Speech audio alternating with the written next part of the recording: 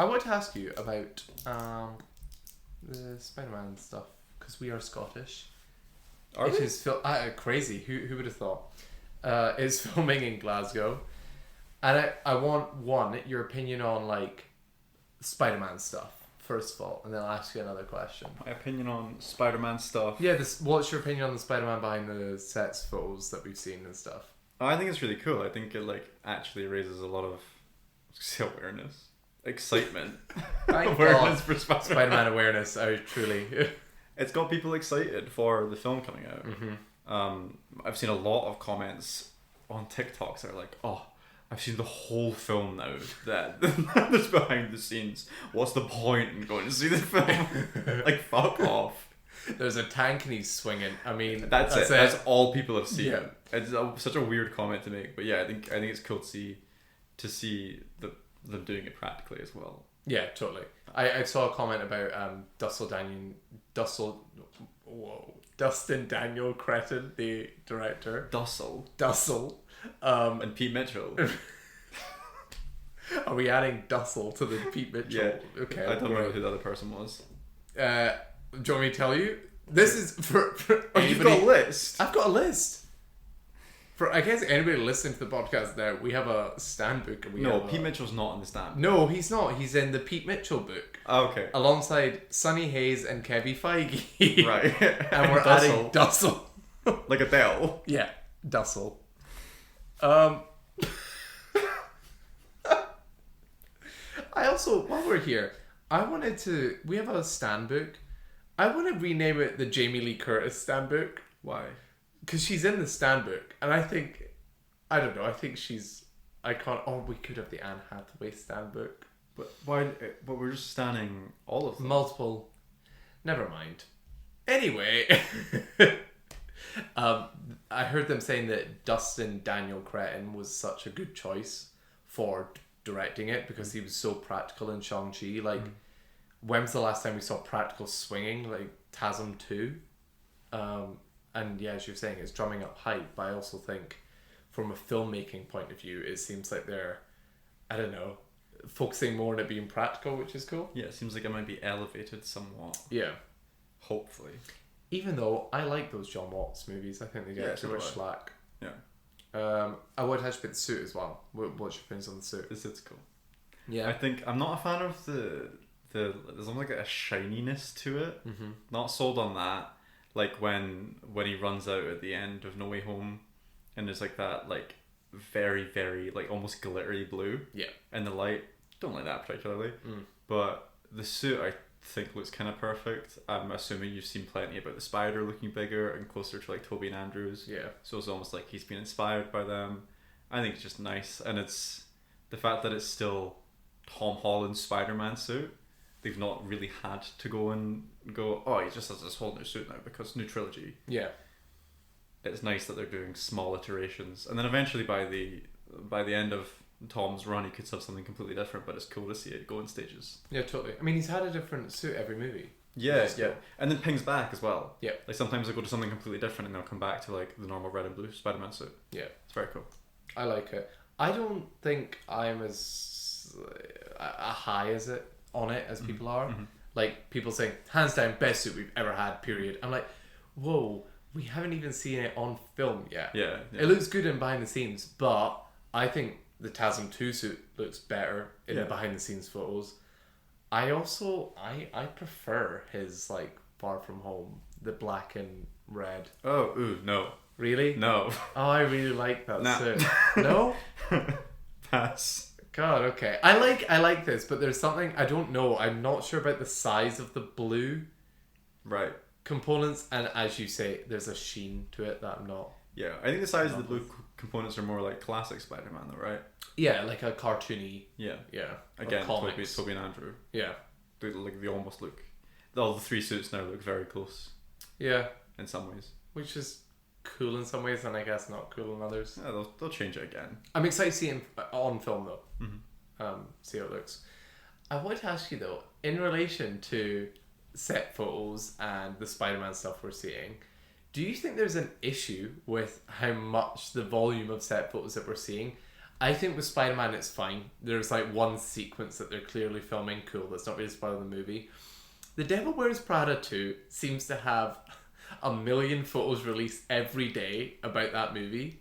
What can you spoil? Well, they're like leaking actors that are on it, and like how a large component of that movie is what they're dressed as. Like, how they dress tells a story. It isn't great, by the way. It's not good. I hope there's a in-world reason for why Andy Sachs still dresses so bad. Right. Okay. Because there was a photo of Emily Blunt, and what she's wearing, I think, is in line with what that character would wear, and also quite nice, I think, for that character.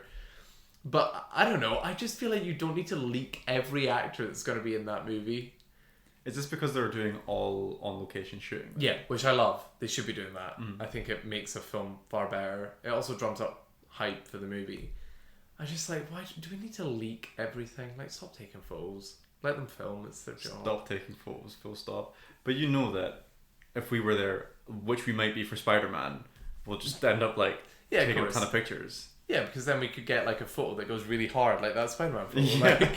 Like, I don't know. I just think it's odd that. See, now I'm picturing Anne Hathaway on top of a car. Oh yeah. No, Meryl Streep. Yeah. There we go. The goat. Or hand in hand. Hand in hand. Emily Blunt's just there, like looking all sour. Oh my god! It's like No Way Home, but it's the three of them. They do the Spider-Man image. Incredible. Well, without further ado, welcome back to Plot to Go, episode number 32. This week. Is it 32? No, it's not. It's 33. 33, isn't it? Whoops, it is 33. Shit. I was so proud of myself as well. Yeah, you just like, you went straight into it. Instead of no fumbling. delay. Yeah. I'm Jack, the fumbler. I'm Owen, the not fumbler. This week, we're talking about Freakier Friday, baby. Lindsay Lohan and JGL are back in the cinema. You good? You said JGL? Yeah, Jamie Lee. Oh, fuck. I was like, not only did you randomly shorten it, I've never heard anyone call Jamie Lee Curtis that, but also just the wrong letters. I'm so sorry. I'm not. It's been a week, guys. JLC. Yeah. Yeah. Yeah. Good God. They're back, guys. They're back on the big screen for some freaky shenanigans. I imagine we'll talk about the original as well. Yeah, I have the original open. And we're also going to talk about the latest Marvel projects. We seem to talk about every Marvel project, so... Yeah, I think we're at that point now. That, like... I mean, we keep up with them enough. Yeah, and it's like... And we've set a precedent, so we probably will just keep doing this. Eyes of Wakanda. Very cool. Which, I don't know... I have no idea how you feel about either of these. I'm interested about both of them, actually. Yeah, because I actually do think... It wouldn't be surprising if either of us had an opinion either way on either of these. I agree. Yeah. Shall we start with the big boy though this week?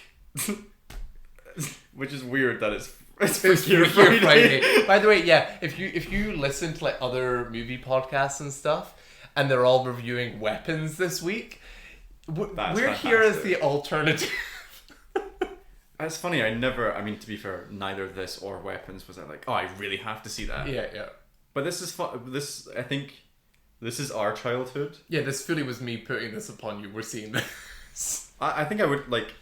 It's not that I wanted to go see it, but for the quality of what I thought the film would be. Yeah. But like, for the fact that I watched Freaky Friday as a kid, and I remember really enjoying that.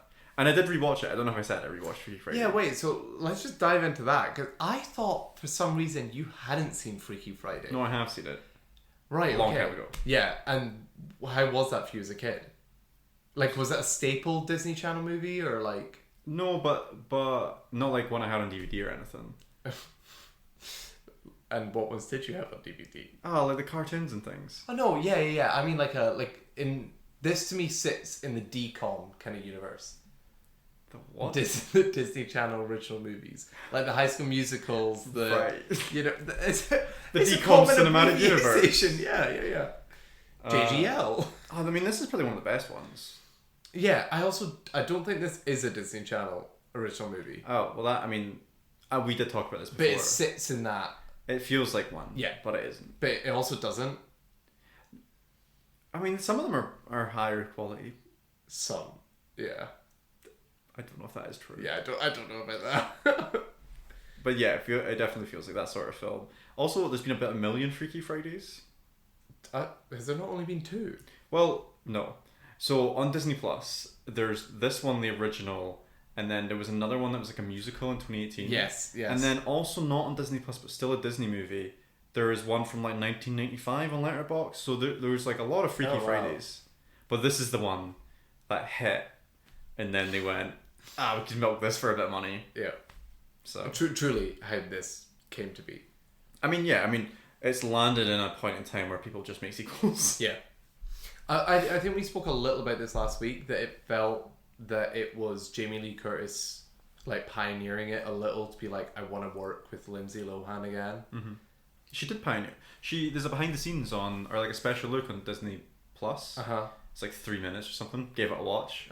And she was talking about being on tour for another film. I can't remember which one. Like Who? just Lindsay. Jamie Lee Curtis. And people kept asking her all over the world, when are we getting a sequel to Freaky Friday? Yeah. And then, I mean, so she says. Yeah. But I can imagine at least like one person in every place that she would go to would ask that. And her reply would always be, oh, well, Lindsay needs to be old enough that it could be feasible for her to have had a child and then be a mother. And then somebody finally went, well, isn't she? And then that made Jamie Lee Curtis like actually look her up.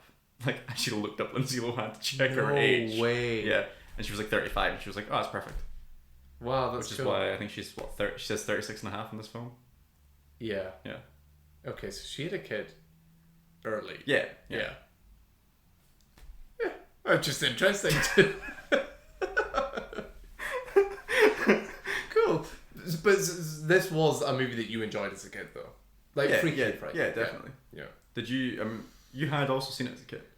Yeah. And you don't remember enjoying it as a kid? No, of course not. It's one of those vague recollections of, it's one of the ones that was on TV. I was too young for it. What, it came out like 2005 or something, didn't it? 2003. Yeah, okay. Obviously, it didn't only show in 2003. Yeah. But it's not something I necessarily went back to. When I think of those sort of movies, I don't think of this one. However, rewatched it recently as well. Oh my god. It's a good movie. Flat out good. I genuinely think Freaky Friday is a good movie. A flat out good movie? Yep. It made me tear up. I think the premise is great. It's silly and goofy enough, but still has enough like heart in there. Like there's an actual emotional core to it that I think really works. I think Lindsay Lohan, I guess at that point, at her peak of her career in that era, this was like round about the Mean Girls sort of time, and Parent Trap. Parent Trap's in the 90s. She was a bit younger in the... I guess she was a huge child star. Yeah. And then Jamie Lee Curtis as well. Like, I just think they both gave great performances and sold that movie. I think it's fun. I wouldn't go so far to say great, because I was talking about this for Lindsay Lohan. Somehow she does a better grown up than she does like the teenager. I agree. Yeah. Like, shockingly. There's a bit at the start of the film in the car where she's being like stroppy teenager, and I'm like, this is bad. Yeah. And then she becomes Jamie Lee Curtis's character, and I'm like, wow, I'm sold. Wow, maturity. She was a child actor, so she didn't have to experience youth like a normal human being. So Genuinely. Oh, that's sad. Yeah. No, yeah, I just think it's a decent movie. I don't know if I was excited per se for this movie, but I mean, I'll take Jamie Lee Curtis on my screen. Like, yeah, same. That was the selling point. Yeah. I guess we also didn't see this together. So what was your viewing experience like, and how did you find the movie? I mean, my viewing experience was I went alone, which is wonderful. I don't mind seeing films alone, but this one alone just kind of felt a bit like... You scan at the ticket counter and they're like... Oopsie, there's Freakier Friday by myself. Yeah, it was whatever. It was a really quiet cinema. Like, dead. It was screen 7. Oh, yeah, same, okay. Yeah. Huge cinema screen. Yep. Like 8 people. Oh no, really? Yeah, and it's 5:30 on a Friday. Yeah. So like people aren't gonna go see something that quickly after work, except this guy and the other 7 people in the cinema. Yeah, I enjoyed myself. I don't know if I'd go so far to say as Freakier Friday was a good movie. I think it. You know what? It does enough to be. I don't know how spoilery we're gonna be with this. Presumably non-spoilers. Yeah, non-spoilers. Also, what do you want to spoil? I don't know, but just so I don't have to like. Yeah, don't spoil. Walk on eggshells. Yeah. It does enough to be different from the original. I think. I'm trying to think of examples. Aside from the fact that instead of 2 people switching, it is 4.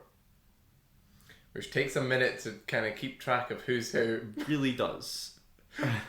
I think I struggled way more with grandmother and stepdaughter. British girl. Yeah, like for some reason that was really fucking with my brain. Yeah. And then like when they're in the scene with the 4 of them after the body switch happens, you're just kind of like you're this one and that one's this one, just for a minute. If people don't know as well what this movie's about, I guess. Sure.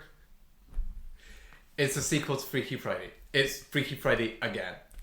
And Freaky Friday is a film about 2, a mother and a daughter who kind of don't see eye to eye, and the point of them understanding each other's perspectives is for them to literally walk in each other's shoes. But this time, it's more people. It's 4 of them. Yeah. Freakier! It does the like re-sequel thing of being the same movie. Yep. But done differently. Yep. And I think that's cool. They do like little subversive-y things. There's the bit with the guitar. And that's different from the first time round. Yeah. And I thought that was cool. Yeah. I can't remember any other examples of the ways that they do things differently. But there are a couple of them that I thought they were going to go one route, and then they go like, no, we're not going to do that. Yes, yeah. Yeah. I thought this was fun. That's about as much as I can say about it. Like, for what it is, it's a perfectly fine movie for being a sequel to a movie that's as old as the previous one is, and it's also kind of like a cash cow. A cash... Yeah, like yeah, it definitely. A cash grab. A cash cow is one that you can just keep going. Yeah, and I mean they could if they tried, but I don't know if it would be as successful each time. Yeah. No, I think fun is the right word. I do think it's weirdly still feels like a 2000s movie. In places, I agree. Yeah, there's a lot of. I didn't laugh much at this film. I didn't think it was that funny. I thought a lot of the humor was like quite bad actually. Oh really? Yeah, and a lot of it felt. There's a point where they talk about someone naming things that are and it's out of touch with this generation, but a lot of the film felt really out of touch with this generation. Thank God you said that. Yeah, so it had me like fucking mind boggled that they like. I couldn't tell if they were trying to do a self-reference or if they were so blind to the fact of how disconnected the film was. Yeah. So weird. And it's weird because this, I feel like, would be marketed towards the younger generation now who are going to relate to the younger people on screen, you hope. Absolutely will not, because the writing of the younger people is just so out of touch from what's happening. And then also, like, our generation who grew up with the original to maybe, like, be this in between the like kids and the adults. But I think being at this age, you can like go, well, that's not how adults act, that's not how kids act, none of this is real. Yeah. Maybe in California, Owen. I think the first one, at least, like that was the 2000s, obviously not quite real, but it still felt more grounded than what this did by a country mile. It had the 2000s like gloss over it, which like you kind of just accepted. Like, because it also was accurate to how the 2000s were. Yeah, like the 2000 high school Yes. is exactly what you think a 2000 high school is. This 2000 stereotypes of characters who would be there as well. Yeah. Whereas here, it didn't have that. It also didn't do the thing, though, that I think some modern films do that I hate, is when they go, here's what the 2020s are, and they pick new stereotypes, and they're just so far out of touch. Like, they were just kind of plain, I guess. I agree. This is a 2000s movie, like at its core, but I think it's been like painted over with a 2020s skin, And sadly, for that, it's like bad filmmaking, kind of. This, I don't know if you mean thought, it looks like a 2020 yeah. Yeah. We saw it on the same screen. So it's massive screen. Yeah. Fuck, this looks bad. Like, really bad. It looks like it should have went straight to Disney Plus. Yeah, absolutely. Like, it looks like a TV movie. Yep. Why is every scene overlit? Every single scene. Backlighting from every window. I was like, guys, there's one point in the movie where a character comes onto the screen and they do like a hair toss, and it's meant to be, you know, classic movie. They do the hair toss, then they block out the point light source that's behind them, and then you see their face, and it's meant to be like, oh my god, they're gorgeous, and then you see the character and you're like, wow. In this movie, the character gets off, shakes their hair, and then proceeds to not block out the light source, so it's just a shadow of them shaking their hair. It then cuts back to Lindsay Lohan being like, wow, and then cuts back and it's still a shadow. Yeah. And then he moves into the light source. It was really annoying to watch. Yeah. I don't know why it took them that long to do that. So bad. Yeah. Speaking of length, I think this movie's way too long. Yeah, probably. I never actually sat there being like, oh, I need this to end. Oh, really? Or thinking about the runtime. Likewise, didn't think about how it was shot all that much, because I think I very much knew that this was going to be like, I need to switch off my brain for this. Yeah. I think a lot of people will go into that, like they will not care how this was shot. I just still think it's lazy, like to do stuff like that, to like... I do like when they were doing the body switching stuff. I liked that sort of like bit where they were doing the like rotating a lot of that, instead of doing it exactly the same as they'd done it the previous time around, because that would have been more annoying to do probably. However, though, I still think that the previous one was done better, and it's odd because I was picturing that sequence as a direct comparison to this movie on like how filmmaking has changed. So like in the previous movie, you have Lindsay Lohan sleeping in her bed. The camera's like top down, and you traverse across the house, and then you end up on Jamie Lee Curtis's bed, and then they both flip like the positions that they're sleeping in. But clearly what's happened is they built a set that has no roof, so that they've been able to just traverse the camera across, like, and it looks like it's going through walls, but it's not. Or something to that effect anyway. In this, it feels like digital, where they're just spinning around. And I don't think it was as clean, or like as... I think if you hadn't seen the original, it's not particularly clear what's happening in that moment. That was the point I was going to make, was that I think the assumption is you have seen the original. So you don't have to spend as much time doing that. Yes. But if it is your first time watching the film, I agree. It's not as clear, because it is really quick. And the following scene after that, whereas in the original you get this slow build up of like them figuring out they're in different bodies. Here they put like a weird filter on the lens, and it doesn't really make sense why that's there. And all of a sudden, it's like within 2 minutes, they've all figured out that they're in different people's bodies, and they're... I don't know. Like, the body swapping sequence wasn't as, like, crazy. Like, you have to imagine, you've just swapped bodies with somebody. Whoa! I do think it was really funny, though. That's the bit that I actually thought was really funny.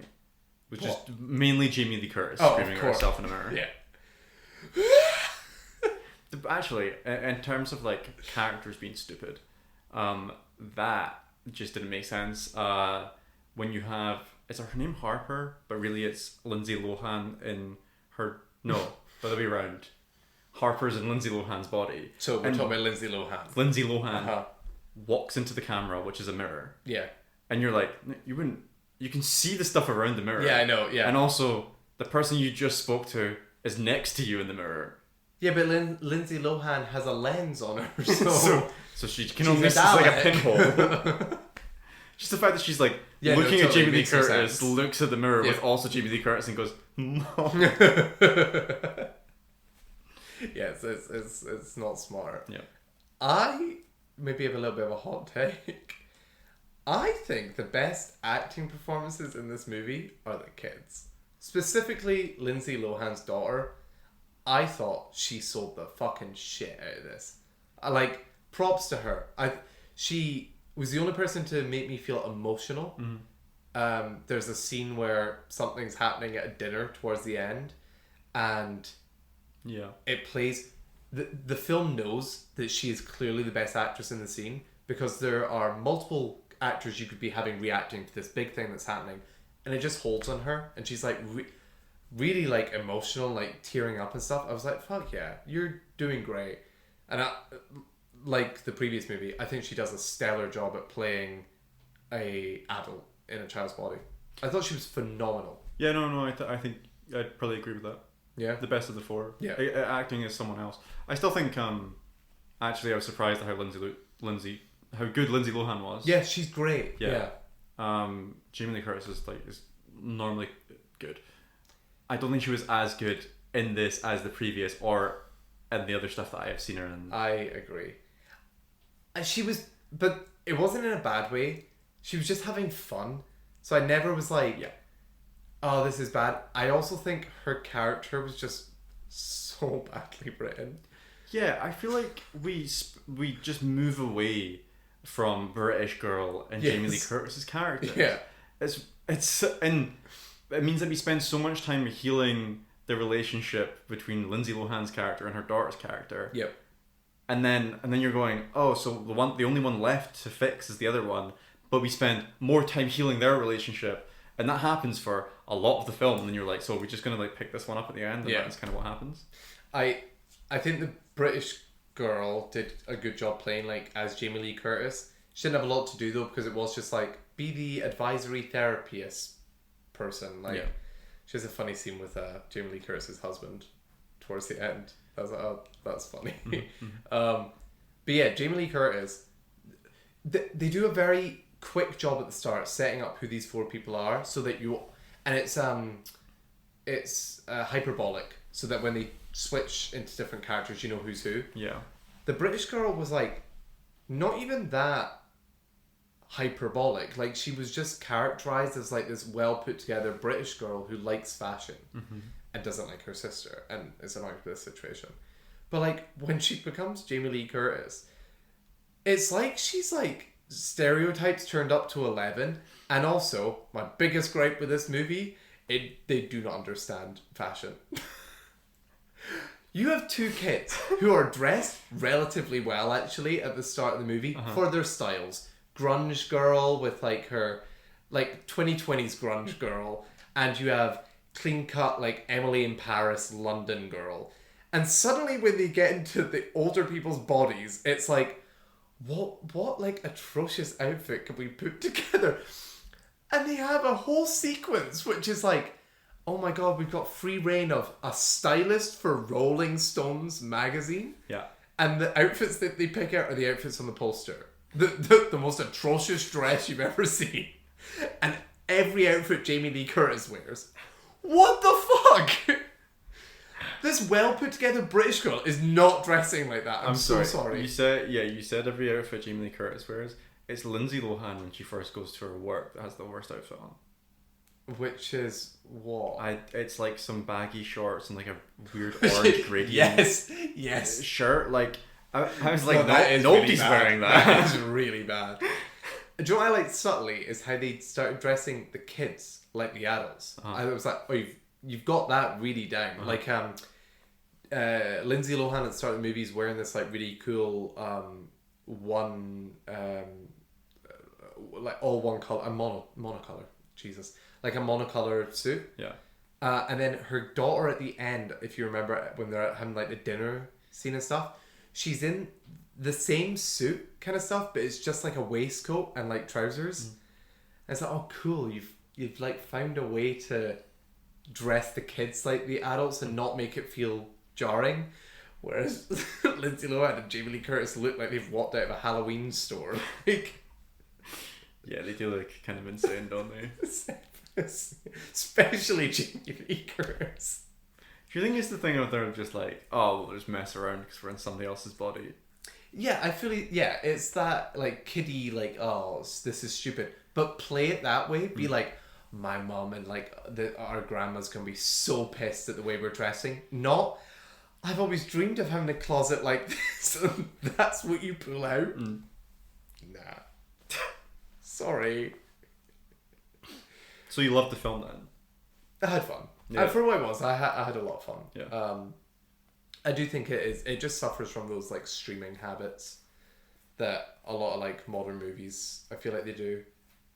Sometimes it's sad because I think if a script's there and actors are there, if the whole production behind it is kind of like quote unquote cheap, not cheap financially, but like cheap in the way that people aren't really like caring about it, that it's just like schlop to put on streaming, that sucks because it takes away from it. Like, I don't know if you remember, there's a scene where Lindsay Lohan and Jamie Lee Curtis are on the beach talking, and it was shot in close-ups, and it was actually quite nice.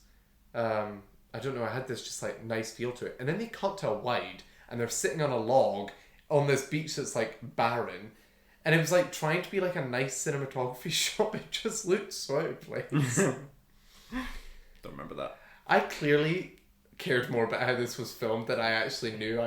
Yeah, because I switched off for this completely. Yeah. I liked Manny Jacinto. I think he also does good. His accent's a little rough. But because he just starts to go back to Thingy from the Good Place. yes, he does. and then suddenly there's like an English twang comes in. Give him more. I really like. Why is he being relegated to just hot man? He's a good actor. I mean, he's been in like this in Star Wars. Sorry, Star Wars, the show where he was also reduced to hot. No, man. I mean he's getting roles. That's Yeah, but he's not doing much. Like, I enjoyed the dance sequence with him here. I was like, oh, that's fun. I think he gets more in this film than the original dad does in the last one. He gets more in this than he did in all the Star Wars as well. I do think there are funny sequences in this. Right. Mine's is when they switch bodies. I think that's funny. And that's it? I can't remember anything else that had me like, oh, this is really funny. I think whenever it comes back to the kids, honestly, I was having a whale of a time. Them being like adults and like arguing with the teacher in detention, I thought was pretty fun. Sure. Them being like, oh, there's a ride, and it's like motorcycles, and instead they take the little scooters. They're like, wow, my bone density. Like, there's fun jokes. Sorry, you've just pointed out two of the things that were like subversive. Yeah. Like the teacher one. Yes. You're like, still? Yeah. Yeah. I don't know. I just I liked a lot of their stuff, and the ending. God, you gotta love a Freaky Friday song. You gonna sing it? I don't want to spoil it, but the crux of this movie being how they're gonna break them up. The entire time I was like, oh, the MacGuffin is about their dad. It got to the final scene and it's the two characters talking about it, and I went, oh my god, it's her daughter. What? Crazy.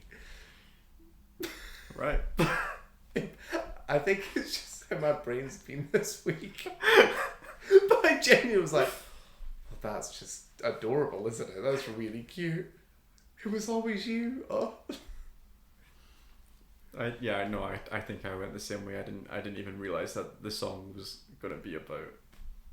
Well, spoilers. No, just cut that. It's fine. No, but I'm leaving it. The MacGuffin is a song.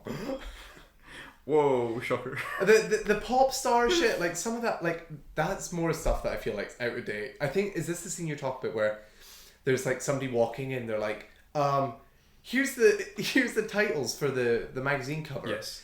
Gagging with expectations for Thingy's new single, and they're like, who the fuck wrote that? Yeah. You did. That's the bit where they like self-reference something like being out of date. Yes. And then the rest of, or not self-reference. It's like they're making fun of it, and then the whole The film movie is that. proceeds to, yeah. So you're like, do they know they're doing it or do they not know they're doing it? Yeah, the kids in the adult bodies don't feel like kids.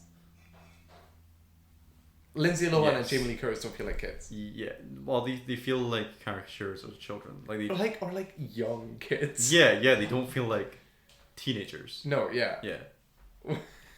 Which is so silly. Yeah. Would you recommend the movie? No. Oh. No, because it's a film in the cinema. Yeah, fair. If it were on Disney Plus, sure. Yeah.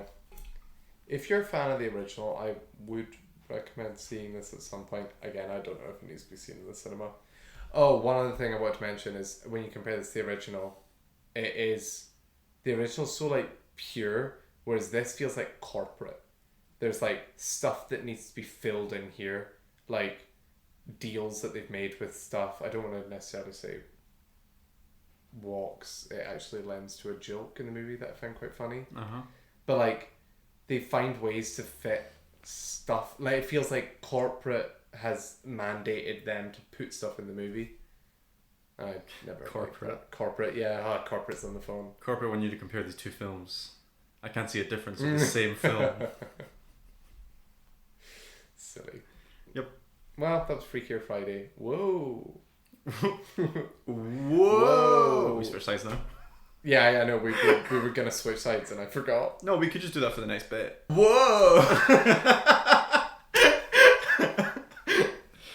Wow, that was freaky. Anyway, I like this way better. This is a better side. Yeah, well, I like that side now, so it's mine. It's mine. Anyway, we're talking about Eyes of Wakanda, the latest Marvel MCU project from Marvel Animation. Owen, what are your thoughts on this show? I'm going to say pleasantly surprised. Yeah. But I don't know why I was surprised. Sure. Because I think... I'm liking this seat, by the way. I'm like tucked in. I feel like I have a proper chair. It's like a throne over here. This is okay. It's quite nice. Well, fuck off. Yeah, I don't know why I'm surprised, because I feel like Marvel Animation have just been knocking it out of the park since they started.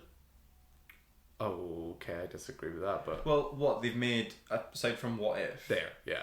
You've got the Spider-Man show... Everything else, yes. X-Men, yeah. And this. Yes. So, and the I Am Groot stuff. I don't know if that was animation, actually. And also, yeah, did Marvel Animation, like, as the studio, whatever the hell they are, did they exist when What If came out? Season 3, I think, is when they rebranded Marvel Animation. Right. So, but the show was already... I'm pretty comfortable with what you said then. Yeah, okay, fair. Same boat, yeah. Yeah. Exact same boat. I think it's a really interesting format. Totally. Didn't know anything. Did you know much about the show before you started watching it? I knew it was coming out. This has been in talks for ages. Ryan Coogler has been in talks to expand the Wakanda side of the MCU for a while. There was talks of an Okoye show. There's been talks of this for ages. I think the reason I knew about this is because they mentioned it a while ago, and the logo for this show reminded me of the intro to Black Panther, where they used the sand to do storytelling, and I thought it'd be something along those lines. I think I knew it was an anthology, but that was about it. Yeah. It's funny that you talk about expanding the Wakanda side of things, because I was sitting here watching this film, not here. Surprise! I was sitting watching this show and thinking about how consistent the stuff for Wakanda has been in a universe which hasn't necessarily been all that inconsistent, especially when you look at something like X-Men. Like, that universe is all over the place. But the MCU has retconned and written things in different timelines and stuff all over the place, and doesn't always necessarily look like stylistically the same, or always continue the threads that they continue down. There's always changes, and yes, this is still part of a retcon of Wakanda existed all this time ago and blah blah blah, but it feels lived in, it all feels real, and doing it through different points in time, I think is cool. I don't know if it necessarily shows you how much their society is transformed, because by the time that you get to episode 3 of 4, you're like, oh, we are hundreds of years in the past and they have technology that's better than ours now, and I don't think it improves much beyond that point. Picking on what you said a little, I forgot, I also thought this was Wakandans now. I thought it was going to be Wakandans out in the universe in present day MCU. Right. So it was a little surprising when it was historical. Yeah. I agree. Slightly, but episode 3 is where we spoil TV, by the way, so this will have spoilers. There isn't a ton spoiled about this, I guess, but there are some light spoiler stuff. Episode 3, we see the Wakandan use like a flying machine, Yep. and you think, oh, what, they have technology for flight already? But I think it's really interesting. It can take off. It can't land. I don't know if you saw, like, when he lands, they have this like mechanism to catch it. Oh, I did wonder when he took off if it was like a slingshot. Yeah. But then I kind of sat there being like, well, then he'd have to install the slingshot. That doesn't seem feasible. But I guess he did. Yeah, I think it like propels them, and then they basically catch them. Glide, right? Yeah. Okay, that's cool. Yeah, so like there was little bits and bobs of showing. It's not been like perfect, but Yeah, there's 'cause been a step. I feel like episodes 1 and 2 showed that Yeah, quite clearly, because in episode 1 there's the vibranium, and that's all powerful, but they don't really show any technology that's like, whoa. Yeah. It's just that one element. Episode 2, you got the cool like heel. Yeah, but it still all felt ancient. Yes, yeah, totally. Yeah. It was cool seeing like I guess what would you call that? Not retrofuturism, like ancient technology. Ancient futurism. Yeah, sure. No, it was really cool.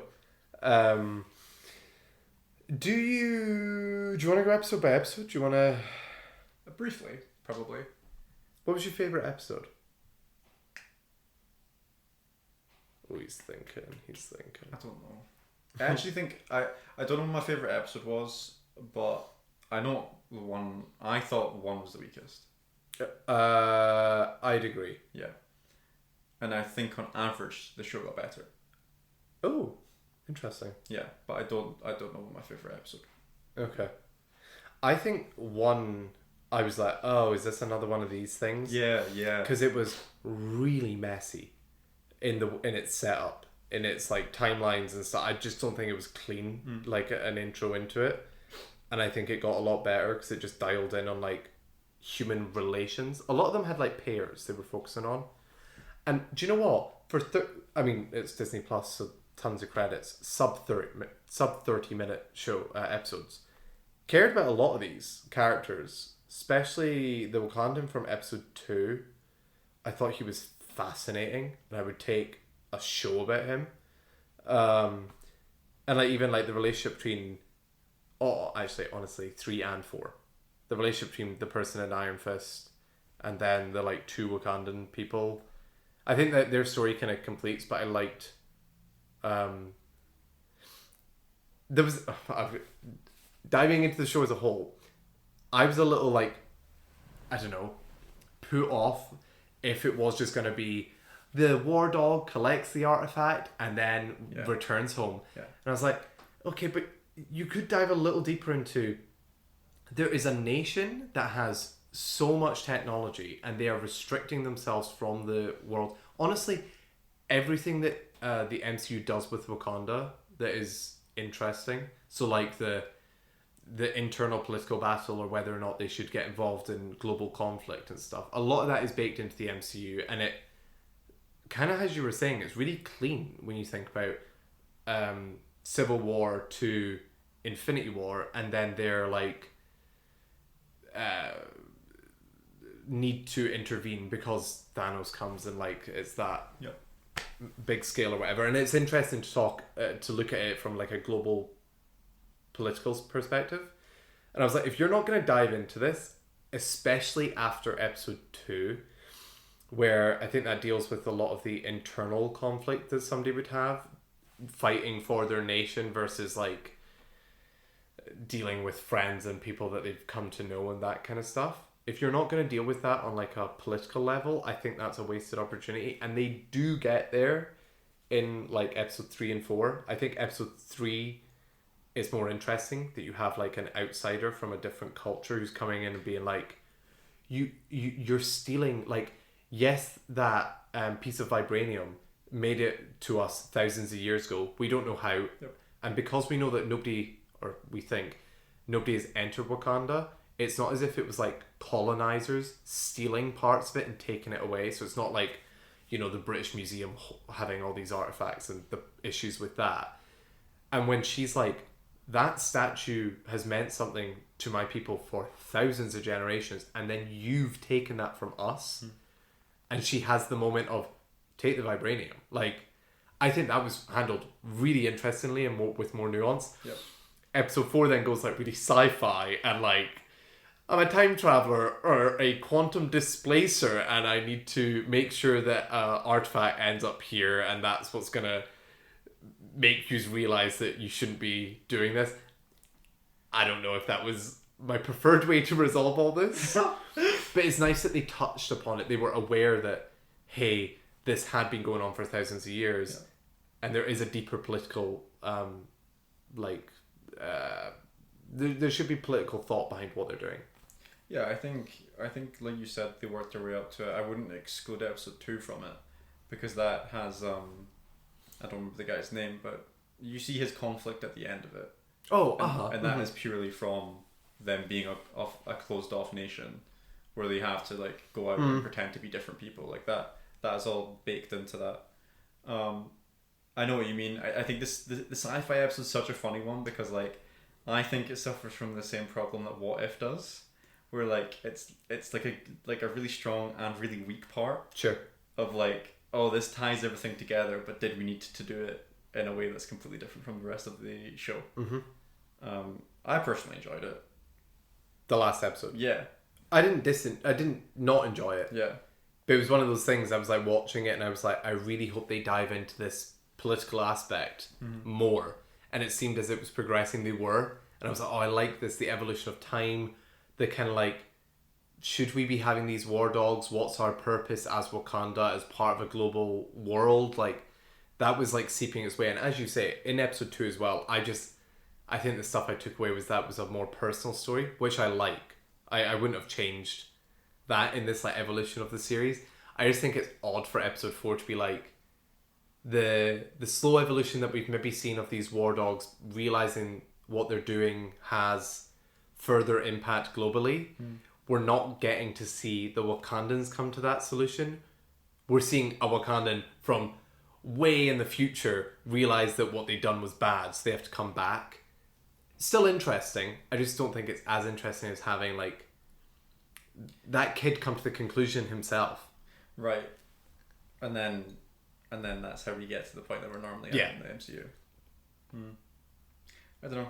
I like it as a way of them going like, we could have been this way. We completely closed ourselves off to the world, and then that would have really just fucked the planet up. Yeah, it's yeah, they're dealing with fate at that point. They've had somebody come back and then tell them like, this, if you go down this path, this is where it leads to. A real Christmas Carol kind of. Oh no. Doctor Who, if anybody's wondering. Charles Dickens. Oh, I thought you were just referencing A Christmas Carol. No. The Doctor. The way my brain immediately goes, oh yeah. I'm sorry. Also Doctor Who though. Also Doctor Who. But I was genuinely thinking about A Christmas Carol. Jeez. Or It's a Wonderful Life. Hey, this is your fault because like you've trained me to the point that I know Doctor Who episodes that I'm just like, oh. That's not a hard one to name, to be fair. Okay. There's trickier ones. Give me credit. My favourite episode was episode 2. Yeah, fair enough. I loved it. I thought it was great. I'm a sucker for Greek stories. I'm a sucker for Achilles stories.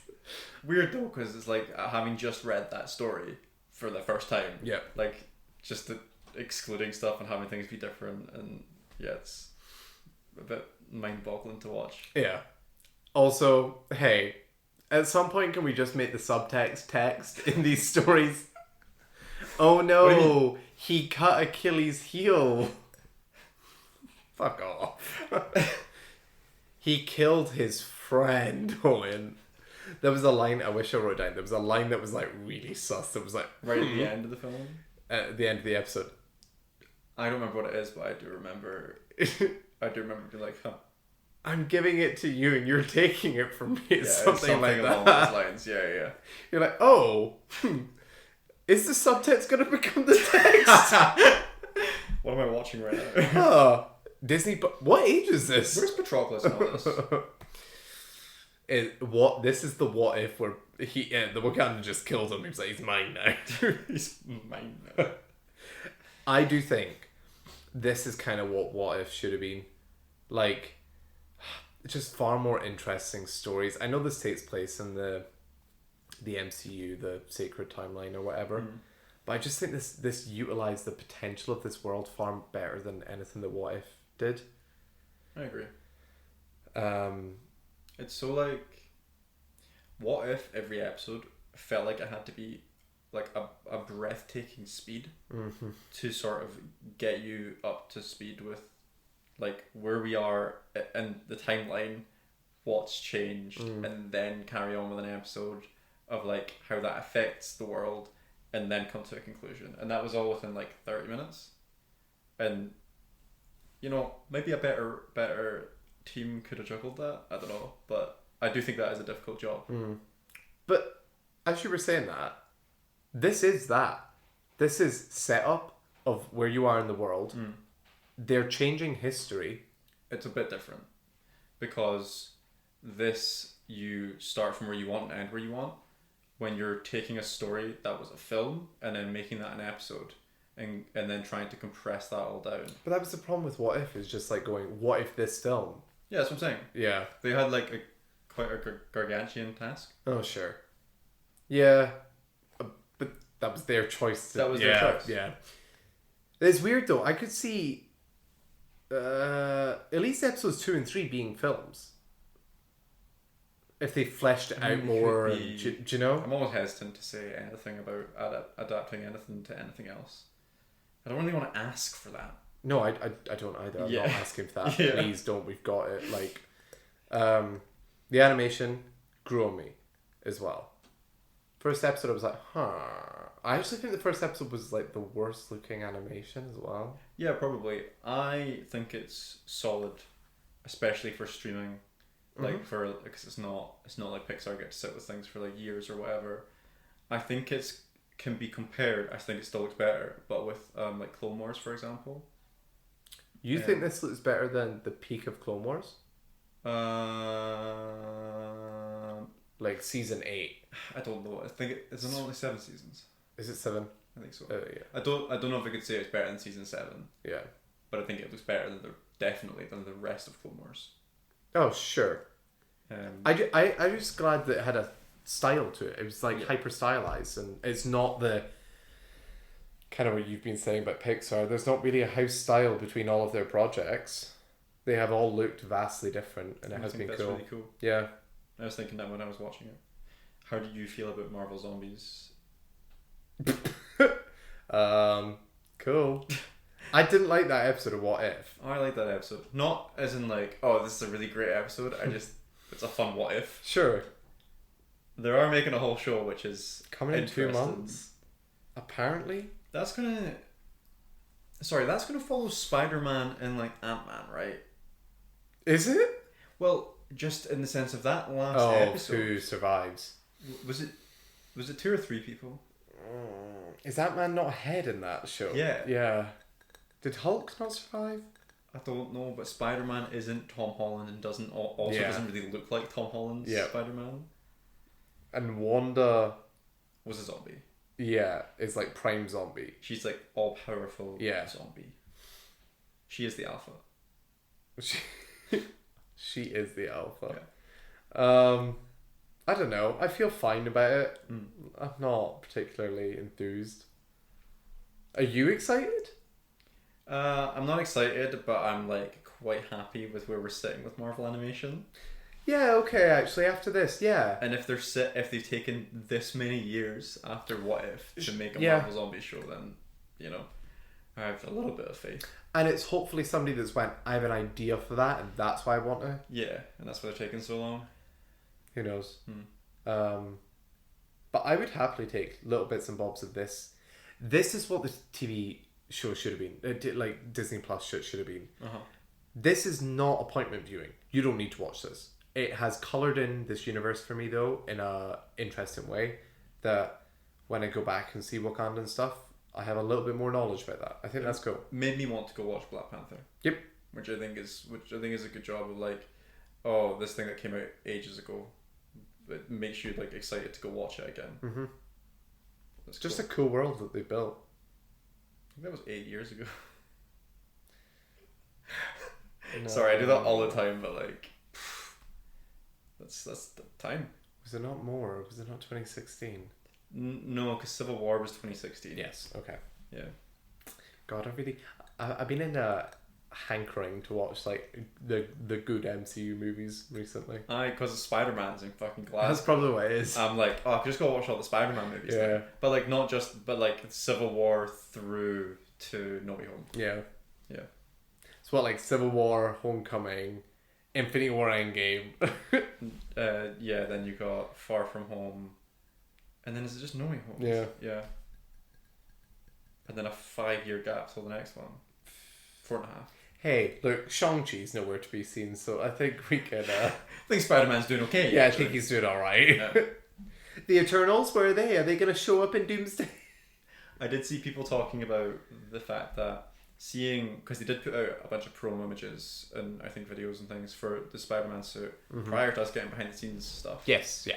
And people saw they had Tom in the suit without the mask on and like that big flowy hair that he's got right now. Yeah.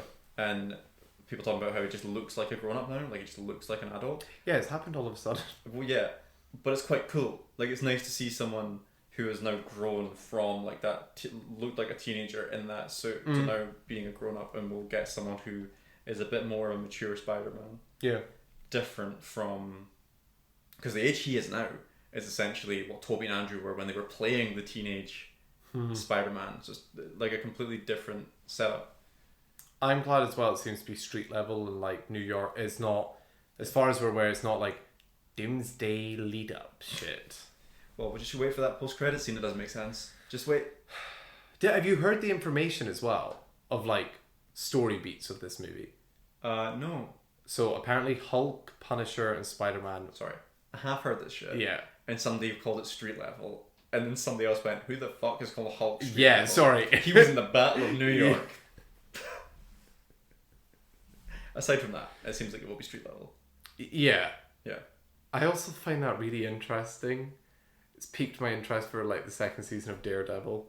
I have been dying to see... It's funny, I've still not watched the Daredevil show. Oh, yeah. Dying to see Spider-Man and Daredevil interact. Yeah. And so, like... I mean, they have. Sorry. As, like... As them, yeah. When are you going to get right to Daredevil, Owen? There's too much to watch. I've got Glee to watch, so, you know, that's getting in the way. Glee? Yeah. Okay. I have priorities. Mm-hmm. To be honest, Glee over Echo, sure. Oh, because you have to get through Echo. Can read a synopsis, right? Yeah. It's putting me, like, behind. I know, because you have to sit and actively watch that. Yeah. Why don't you get, like, audio description, where they, like, read out the subtitles? I've thought about it, but I can't do it. I need to watch it at some point. Maybe I'll do that. I'll just do that tonight. I'm not doing that tonight. I mean, I was going to say good show to, like, do work too, but you have to watch read it. Yeah, I'm so sorry. Yeah. Bad show. Well, do you know what wasn't a bad show? This episode of Blood to Go. Oh, we have a question. Shit, we do. I'm so sorry. To all the listeners that got scared. That it was just going to end. Guys, don't worry. I think we only have one question. That's fine. That is fine. Why would we need to? We're fully gonna have to address. I mean, the next few weeks we're gonna have episodes that are all over the place because we've a lot of life stuff happening. So Big changes for both of us. we're just filming when we can. So there'll be some reviews or some episodes where we're just in different clothes and scenarios and situations, I guess. Different scenarios and situations makes it sound like there's people who are just out in the wilderness for no reason. That'd be really fun. We get dropped in a forest. Yeah. Podcast your way out. Just yap until someone finds Somebody you. hears, yeah. We have a hot take that somebody runs to like defend. Put out the fire. Yeah. Nice. Thanks. Okay, question. Mm-hmm. What does someone's favourite film say about them? Has there ever been anyone you have would judge for having any particular film as their favourite? What does your favourite film say about each other? Ooh. I would never judge. What? Come on. I wouldn't judge somebody's favourite. If they can defend why they have it, sure. Whatever. Okay, what if my favourite was like The Electric State? If you have a reason for that. If someone told you that, if someone you knew, because I get, like, I know what you're like as a person, you're not just going to flip out on, like, some random person that told you that. Thank you. But if you told me that. Yeah, I would die. Yeah. Bang, bang. The next part says, i.e. whatever Jack's favourite film is, Owen describes what that says about Jack, and then vice versa. I mean, I can do yours right now. You like sci-fi.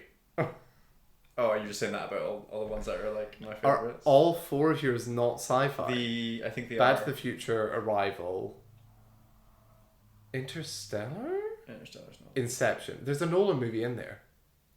I don't remember what's there anymore. Oh, really? It's been a long time. No, they're not all sci-fi.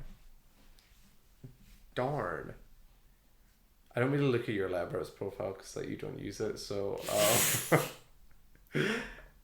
No judgment. valid. I'm not judging. I'm just saying it's true. Another one I guess you could say is, I mean, you could say it's sci-fi. Spider-Man in the Spider-Verse. Oh, that fully is sci-fi. Yeah. The thing is, it's weird because it's like it's sci-fi because of the context that it then puts you in, but then a lot of it is just like someone swinging about punching the shit out of people. No, don't reduce it. No, I mean, Into the Spider-Verse has a lot of like multiverse and It's an origin movie. It's a team movie. It's a multiverse movie. It's Train Spotting is another one of mine. That's in your top 4. Yeah. That shocks me. I really like Train Spotting. Okay, so he's a Scottish person who likes sci-fi. I think I need to update this because. What? You need to update your Letterboxd and start using it? Oh, no way. I personally, I wouldn't judge anybody if they have a valid reason. Mm-hmm. And I think, especially if you talk about like Letterboxd top 4s, because the concept of a favourite film's always strange anyway. If you're talking about Letterboxd top 4s, I like how some people go about theirs very logically. I have a friend who's like, I want this to encapsulate my personality. So they have 4 movies of like different types. That's kind of what I want to do. So I feel like it is right now just like, what? They love... Yeah, they don't want like 2 of the same thing there because, variety. And I feel like when you see the Letterboxd interviews, it's like that. They're like, pretentious film, funny film I could rewatch a lot, and then like something else, do you know? So I don't know. It says a lot about. It depends on the person. It depends on the person what it says about them. What do they say about you?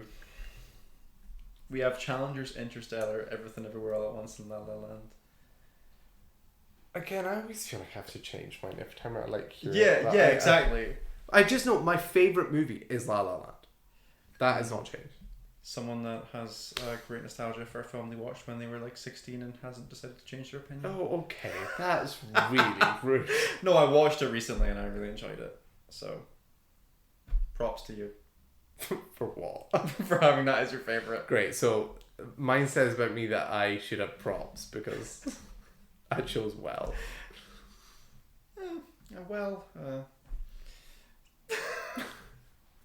I don't know what to say about you. Interstellar, obviously, you have an enjoyment for sci-fi as well. Challengers, just what about it? Love for queer film. Everything Everywhere All at Once. Queer? That's a sports movie. I'll have you know. Everything Everywhere All at Once. Scatterbrained, probably. Oh God, it's funny. I think there is a theme through my favorite films. Mm-hmm. Love. Yeah. I mean, yeah. Yes.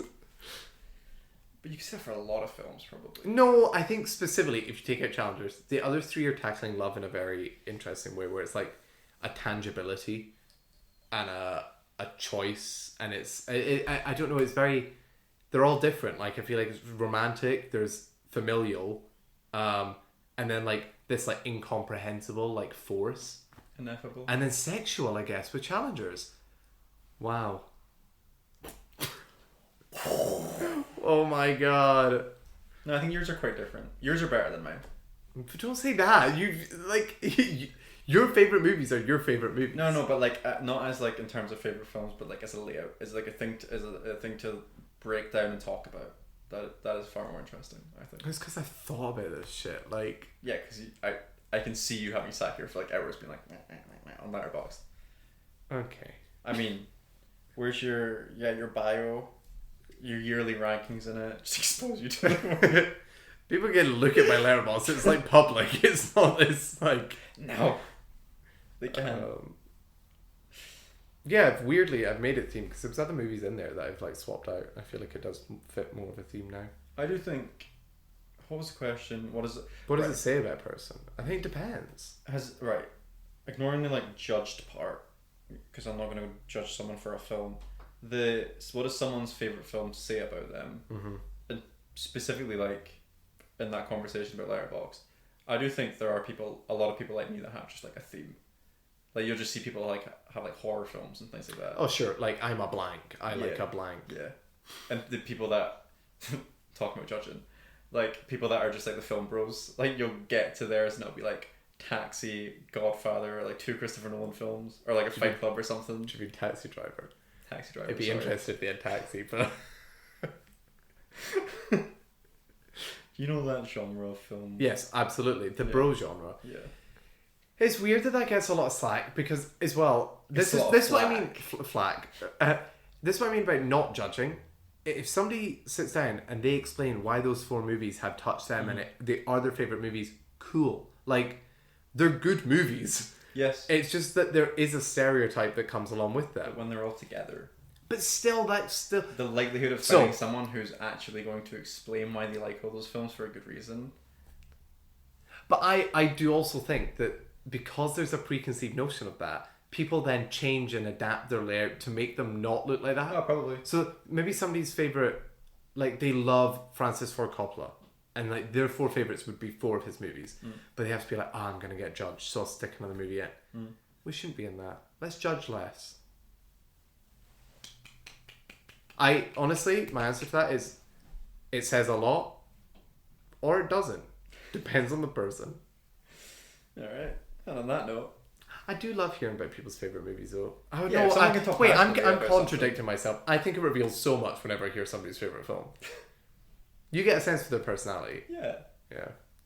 But when someone says it to you, like if someone explains it to you... there has to be a reasoning. Because when you look at a top 4... that's why there's so many videos on the internet. People like shitting on people's top 4s because... It's judgment. It's like Tinder. Yeah. Yeah, it's... shallow. I'm summing up that person in a... Because somebody equally could have like... chick flicks and people judge them for like... Oh, you like them like substanceless cinema and whatever, the bad stuff that comes with chick flicks. But actually, if somebody can talk about them, I think a lot of films that are branded as chick flicks actually have a lot like to them. Mean Girls, I think, you know my thoughts. I think it should have won awards for its screenplay. I think it's so well written. I don't know, like it's like everything in life. You make a judgment and then you learn more. Well, thank you for listening to...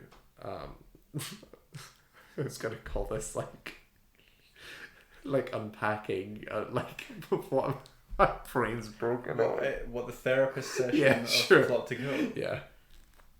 Thanks for... Wait, what the fuck are the characters called? Jamie Lee Curtis, JGL. No, wait, what is the mum called? We didn't even speak about that. Thanks for joining me, Dr. Tess Coleman. Thank you. Other character name. We didn't speak about that. The way that they speak is brilliant in that movie. The way that they speak. I hear you and I see. Again, subversive, because he starts off and the mum is trying to like understand the child. Whereas like I think the interesting thing about the first one is that she is a therapist, but she's not. She's just kind of like yeah. I love it as well where the dad comes in and he's like, I need to discipline the kids, and she's like, no, let me. Kids, let's use our words, and none of it works. And she's like, yeah, great. This was episode whatever 33. This episode whatever. Next week it's the Materialist and Life of Chuck, I think. Yes. Yeah. Yes, it is. God, you really have had a week. Joe, what's really funny about this stuff is this stuff's like recorded, so like I can go back and go, oh, there was that point in my life where I've had a week and just see how I was. It's funny, like sitting in your seat though, and I feel like I'm more organized over here. I feel like I have it more together. And I'm you, and I'm a mess. Yeah. So join us for that. And we've got festival coverage coming soon. Yeah, we're going to review some films from the Edinburgh International Film Festival. Yes. Almost messed that up. I think we'll have 2 episodes with a whole bunch of movies we're getting to go see, which should be really, really fun. Yep. Go follow us on YouTube and TikTok and Spotify and Apple Podcasts, Instagram. Well played. Thank you. My brain isn't that broken. Yep. Proceeded to break. Yeah. Bye. Bye.